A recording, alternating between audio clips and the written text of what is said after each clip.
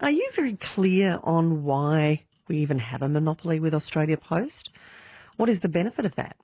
They certainly have focused a lot more on their parcel side of the business, but others do that as well. So why not with letters?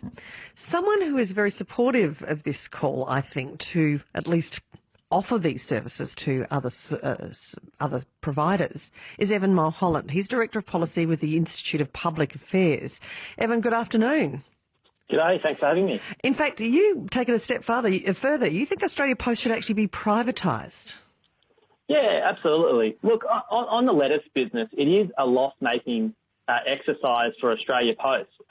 They had almost $7 billion in revenue in 2019 and only a profit of $41.1 million. To put that into perspective, the losses for the letters business in 2019 were $191.7 million. That's an 8.9% decline in revenue. So of the $7 billion in revenue, almost $5 billion of that comes from parcels. Now, if you put this into perspective, I think the reason the parcels business does so well is that it's already operating in a competitive environment and makes all the profit required to subsidise the parcels business. They compete against FedEx, DHL and a number of other services in the same way that the letters business should be. But the reason why we're seeing these issues with the letters business and the loss-making exercise is because it's so heavily regulated.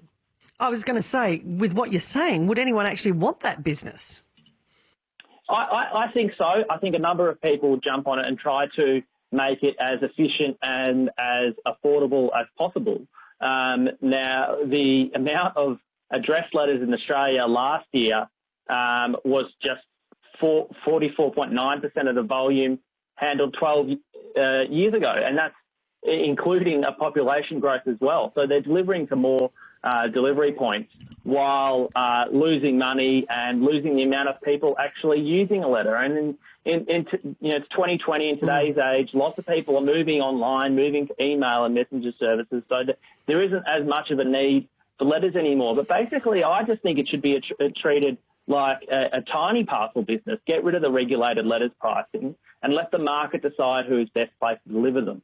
And that way we would enable competition and enterprise between private sector competitors as to who can deliver the most efficient and effective service at the most affordable price for the Australian people. Evan, as the Director of Policy with the Institute of Public Affairs, can you give us a bit of background? Why does Australia Post have that monopoly in the first place?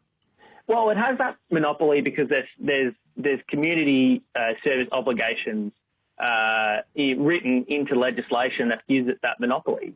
So on Rex Patrick's point, it would actually be advantageous to remove that monopoly. And I think, if you were going to keep Australia Post in government hands, if you were for that perspective, which I'm not, it would actually be more advantageous to move to that kind of position to allow competition. And that way, Australia Post wouldn't have to bear the burden of what is a loss-making exercise for the taxpayer. But wouldn't it necessarily result that prices to deliver a simple letter would just skyrocket if that were the case? I don't think so. We've seen in other cases where we've freed ourselves of government monopolies, that they're enabled more competition between people, whether it be airline prices or when Telstra was privatised, we saw greater competition between telephone services and internet services and whatnot. So I think all the innovations we've seen around the world with postal service have come from the productive private sector. You're seeing,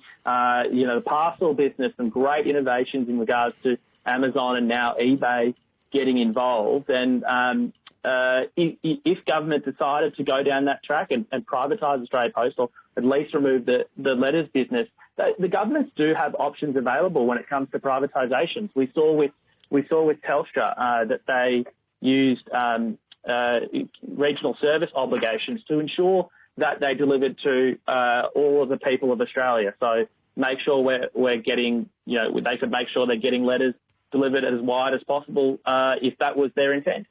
I'm talking with Evan Mulholland from the Institute of Public Affairs. One of our texters, though, says this is ridiculous to talk about privatisation. What next? My letter's being delivered by Uber. I mean, is that what we're talking about here, Evan?